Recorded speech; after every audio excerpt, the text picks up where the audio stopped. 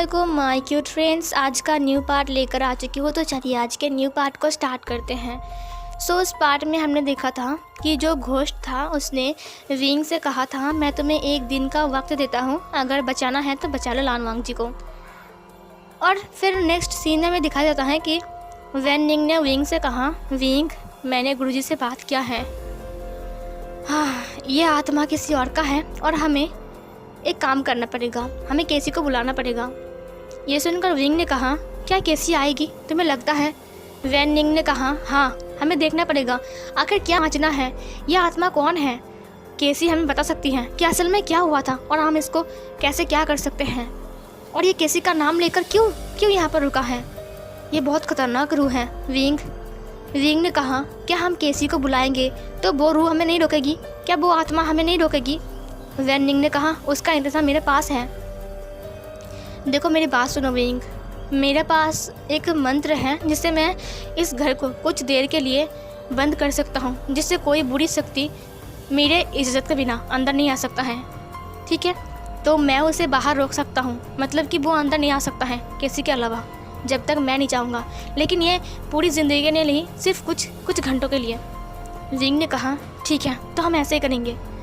फिर वो लोग केसी को बुलाने के लिए एक प्लानचेट बनाते हैं, जहाँ पर उन लोगों ने केसी का नाम लिखा और थोड़ा सा खून दिया, उसके बाद नमक और कुछ मंत्र बोला, उसके बाद उन्होंने कैंडल जलाया, उसके बाद उन्होंने एक लोहे की चीज़ को रखा, उसके बाद वैन निंग ने विंग की दोनों हाथों को पकड़ा और कैंडल बीच में था। विंग ने अपनी आंखों को बंद कर लिया। विंग ने अपने माइंड में कहा, केसी तुम आ जाओ प्लीज़, तुम्हारे अलावा हमारी हेल्प कोई नहीं कर सकता है। वैन निंग ने कहा, सुनो विंग कुछ भी हो जाए मेरा हाथ मत छोड़ना, ठीक है? विंग ने कहा, ठीक है। और फिर वो लोग केसी को बुलाने की कोशिश करते हैं। तो वैन निंग ने कहा, केसी क्या तुम मेरी बात सुन रही हो, क्या तुम तक मेरी आवाज़ पहुंच रही है? केसी मेरी बात सुनो, बहुत बड़ा कांड हो चुका है, हमें तुम्हारी हेल्प चाहिए, क्या तुम हमारी हेल्प करोगे? मेरा नाम वैन निंग है, मैं तुम्हें बुला रहा हूँ, प्लीज़ मेरे सामने आओ। केसी हमें तुम्हारी बहुत ज़रूरत है, केसी क्या तुम सुन रही हो? केसी हमारे सामने आओ। लेकिन कोई फ़ायदा नहीं, कोई नहीं आया। 2 घंटे बीत गए, कोई भी नहीं आया था। वैन निंग ने बहुत बुलाया। वैन निंग ने कहा, ये क्या हो रहा है, केसी आ क्यों नहीं रहा है, मेरी मंत्र काम क्यों नहीं कर रहे हैं? विंग ने कहा, कहीं कुछ गलत तो नहीं है ना? वैन निंग ने सब कुछ फिर से चेक किया, लेकिन सब कुछ बिल्कुल सही था।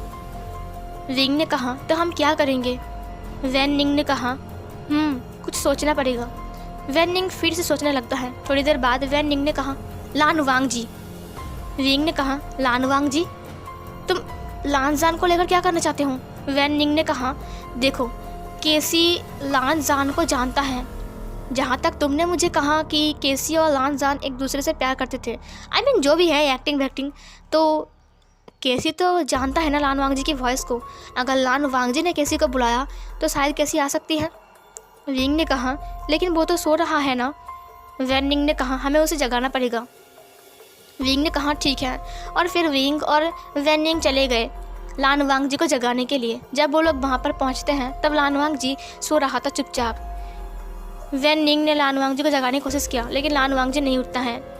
विंग ने अपनी कोशिश जारी रखा। उसने कहा, लान जान उठो, हमें ज़रूरी बात करनी है।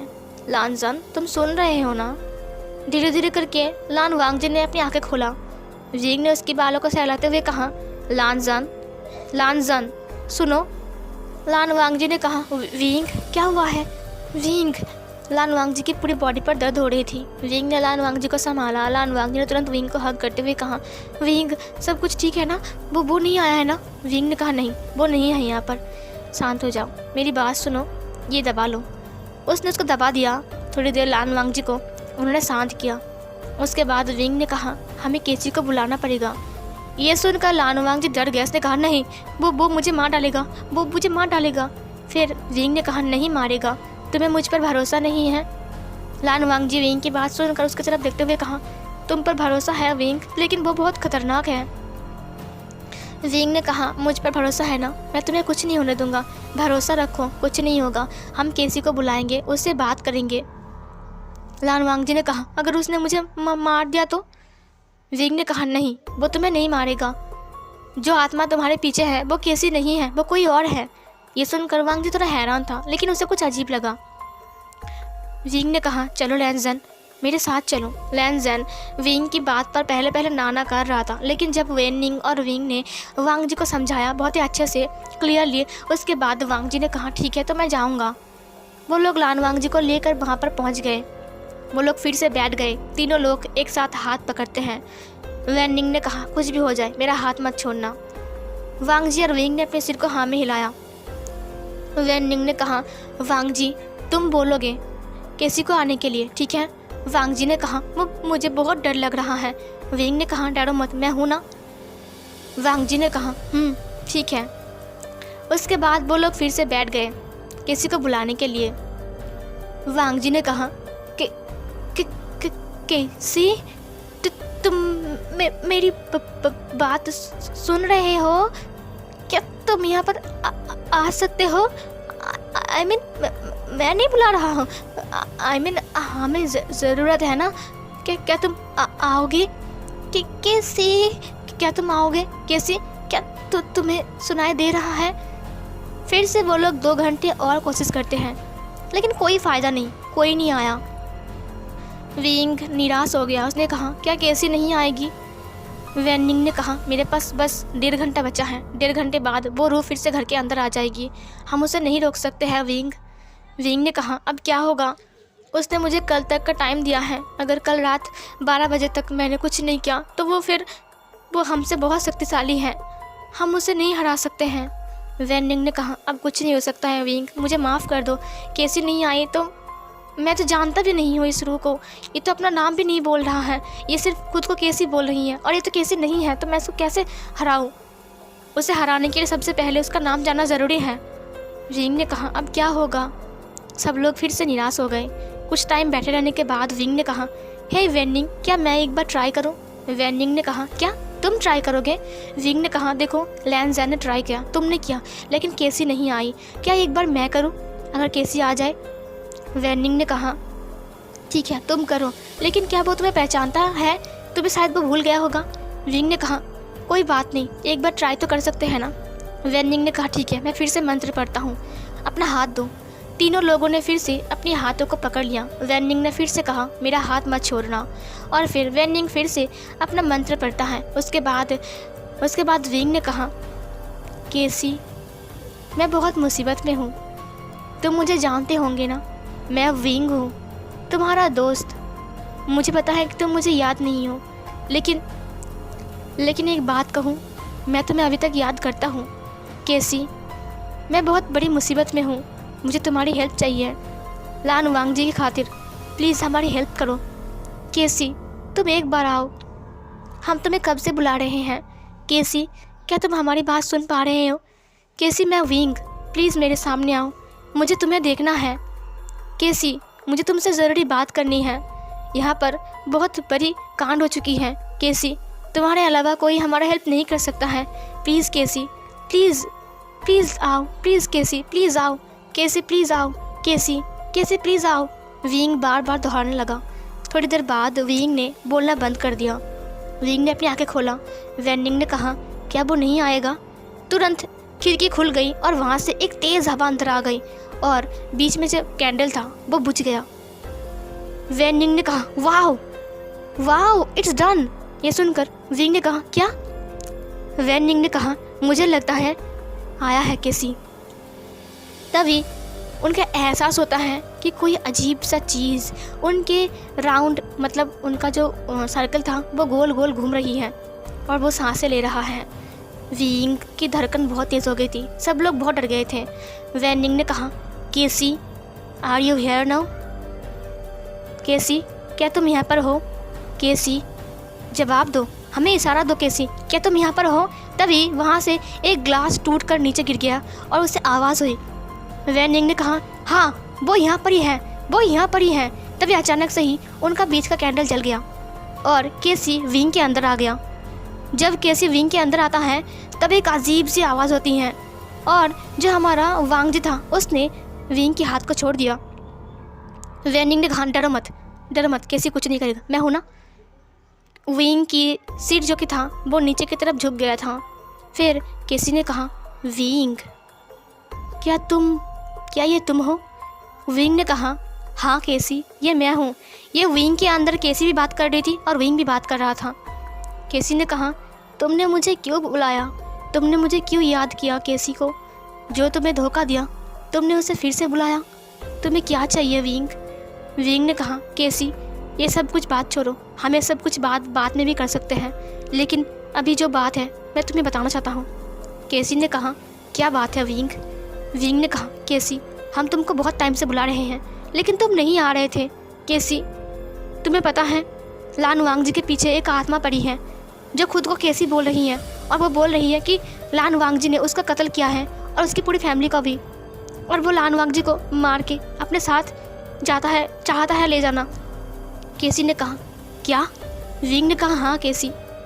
केसी रोने लगी, उसकी आंखों से खून के आंसू बहने लगे। वेनिंग ने कहा, केसी मत रो, विंग को सब कुछ पता है और विंग तुम्हें माफ़ भी कर चुका है, विंग तुमसे नाराज़ नहीं है। केसी ने कहा, मैंने बहुत बड़ा गुनाह किया है जिसकी सज़ा मुझे आज तक मिल रही है, आज तक मेरी आत्मा को शांति नहीं मिली है। विंग ने कहा, केसी, क्या तुम हमारी मदद करोगे? केसी ने कहा, मुझे पूरी बात बताओ। विंग ने सब कुछ बताया केसी को कि क्या क्या हुआ है विंग के साथ और वांग जी के साथ। ये सुनकर केसी को बहुत गुस्सा आ गया। केसी ने कहा, क्या वो आत्मा मेरी नाम लेकर वांग जी को मारने के लिए आया है? उसने कहा, हाँ। केसी ने कहा, यह नहीं हो सकता है, कोई आत्मा झूठ नहीं बोल सकती है कि उसका नाम केसी है, ये नहीं हो सकता है। विंग ने कहा, मैं सच कह रहा हूँ केसी, अगर वो हमें नहीं बोलती तो हम तुम्हें क्यों बुलाते? केसी ने कहा, लेकिन वो झूठ क्यों बोलेगी? आत्मा कभी झूठ नहीं बोलती हैं। विंग ने कहा, हाँ, आत्मा कभी झूठ नहीं बोलती है। केसी ने कहा, अपने बारे में आत्मा कभी झूठ नहीं बोलती है। वेनिंग ने कहा, हाँ वो झूठ नहीं बोलती है, लेकिन वो बार बार बोल रही है कि वो कैसी है, कैसी है, कैसी है। अब बताओ। ये सुनकर थोड़ी देर के लिए केसी चुप रही। केसी ने कुछ नहीं कहा। फिर केसी ने कहा, वो मैं नहीं हूँ, वो कोई और है। फिर वेनिंग ने कहा, वो कौन है? हम तुमसे पूछना चाहते हैं। केसी ने कहा, मुझे थोड़ा वक्त दो। और फिर केसी विंग की बॉडी में ही अपनी आंखों को बंद कर लेता है। उसके बाद वो चुपचाप सीधा बैठ जाता है। ऐसे करके आधे घंटा बीत जाता है। आधे घंटे बाद केसी अपनी आँख खोलती है। वांग जी फिर से उसे देखकर डर गया। केसी ने वांग जी को देखा। उसने कहा, लानजान। वांग जी ने वेनिंग के हाथ को पकड़ते हुए कहा, ये मुझे मारेगा तो नहीं ना? ये विंग को कुछ नहीं करेगा ना? वेनिंग ने कहा, नहीं, ये कुछ नहीं करेगा, आप शांत रहिए। और फिर वो शांत हो गया। केसी ने कहा, मुझे पता है कि तुम मुझसे नाराज़ हो, मुझे माफ़ कर दो। लानजान ने कुछ नहीं कहा। इधर हमारा वेनिंग ने कहा, तुम्हें कुछ पता चला? केसी ने कहा, वो आत्मा यहाँ पर ऐसे ही नहीं आई है। ये सुनकर वेनिंग ने कहा, क्या? केसी ने कहा, वो आत्मा को बुलाया गया है और वो एक बिखरी हुई रूह है। वो बदले की आग में जल रहा है। वो बहुत गुस्से वाला है। अभी मेरे साथ उसकी टक्कर हुई है। वो बहुत ख़तरनाक है, मुझसे भी बहुत गुस्से वाला, जैसे कि वो बदला लेकर छोड़ेगा। वो सबको मार डालेगा और अपने बदले के लिए वो कुछ भी कर सकता है। वेनिंग ने कहा, तो फिर उपाय? केसी ने कहा, उसे लगता है कि वांग जी ने उसकी फैमिली को और उसे मारा है, इसीलिए वो ऐसा कर रहा है। लेकिन वांग जी ऐसा नहीं कर सकता है। मुझे पता है कि वांग जी किसी को खून तो क्या, किसी को चोट नहीं पहुंचा सकता। वेनिंग ने कहा, तो फिर उपाय? केसी ने कहा, हमें उसे समझाना पड़ेगा। वेनिंग ने कहा, वो ना समझ है, मैंने उसे कितने समझाया लेकिन वो समझने की कोशिश नहीं कर रहा है। केसी ने कहा, मुझे उससे बात करनी पड़ेगी। लगता है उससे बात बिना करके कोई फ़ायदा नहीं होगा। वेनिंग ने कहा, तुम्हें पता चला किसने उसको बुलाया है? केसी ने कहा, हाँ, कोई ऐसा इंसान जो कि लान वांग जी के बहुत करीब है, और कुछ तो है जो लान वांग जी के साथ उसको जोड़ रहा है। वेनिंग ने कहा, मैं तो वही बोल रहा हूँ, वो कितनी आसानी से लान वांग जी की बॉडी के अंदर आ गया। कुछ तो है जो लान वांग जी के साथ उसको जोड़ रहा है।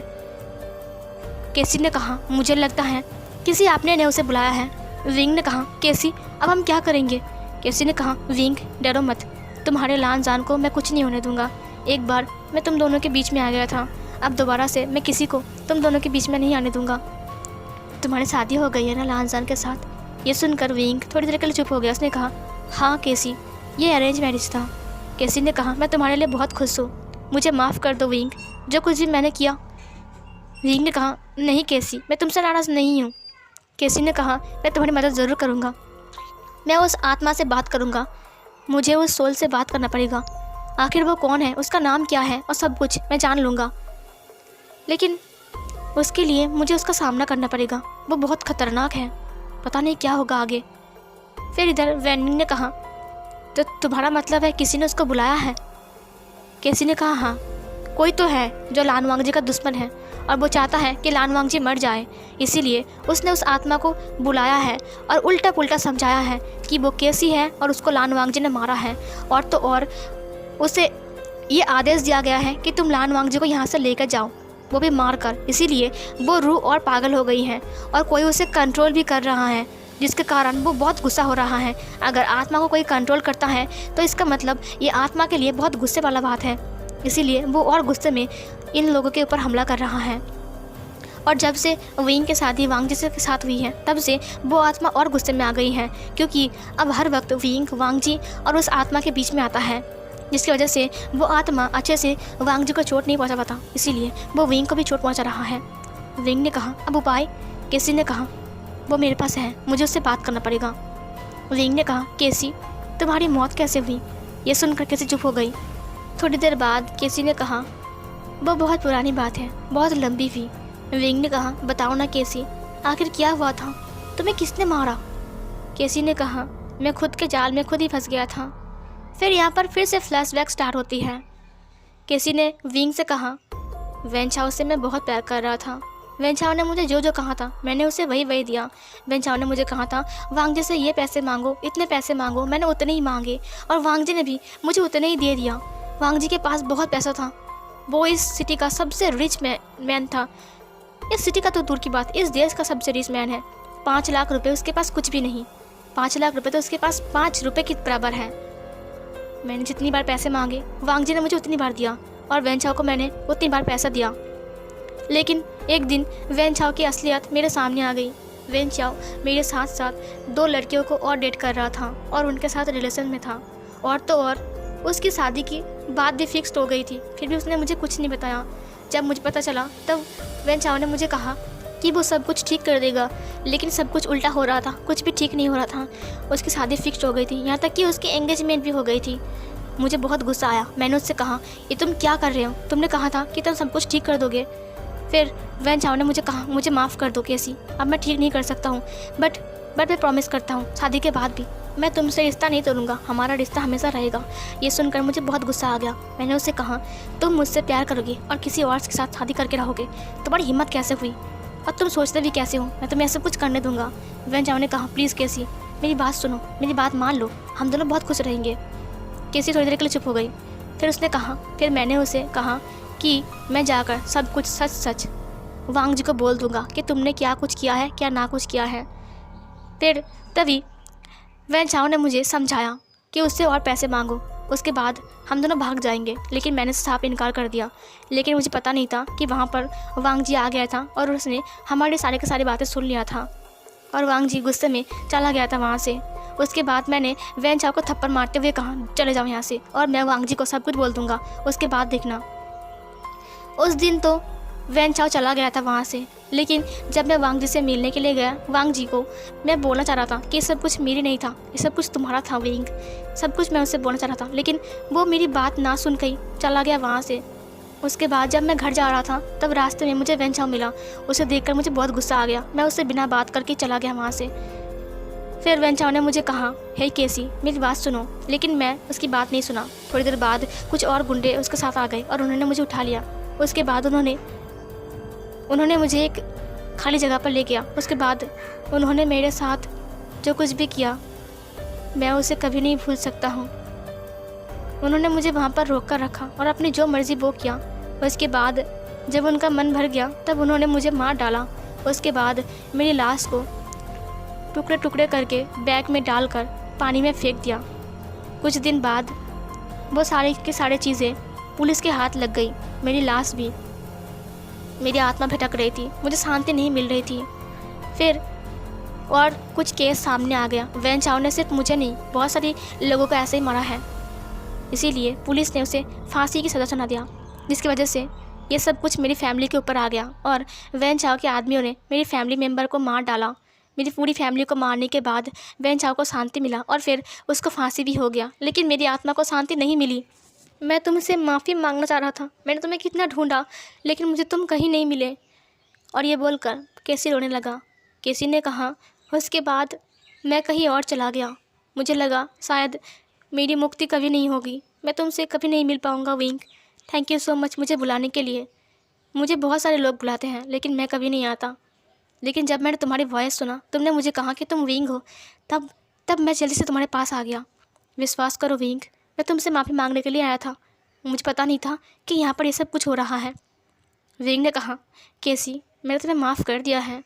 केसी ने एक गहरी सांस छोड़ते हुए कहा, thank you so much wing, तुम्हारा दिल बहुत बड़ा है। मैं तुम्हारा हेल्प ज़रूर करूँगा। ये मेरे लिए एक मौका है खुद को साबित करने का। तुम चिंता मत करो, तुम्हारे लान वांग जी को कुछ नहीं होगा, मैं तुम्हारा हेल्प करूँगा। विंग ने कहा, थैंक यू सो मच केसी। फिर तभी नीचे एक तोड़फोड़ की आवाज़ आती है। केसी तुरंत विंग के बॉडी से बाहर आ गया। उसके बाद ज़ोर ज़ोर से हंसने की साउंड आ रही थी। उस हंसी के साथ उसने कहा, मदद, किसी को मदद करने के लिए बुलाए हैं, वाह क्या बात है, मज़ा आएगा। और वो ज़ोर ज़ोर से चिल्लाने लगा। और ये वाला पार्ट यहीं पर ही एंड होती है।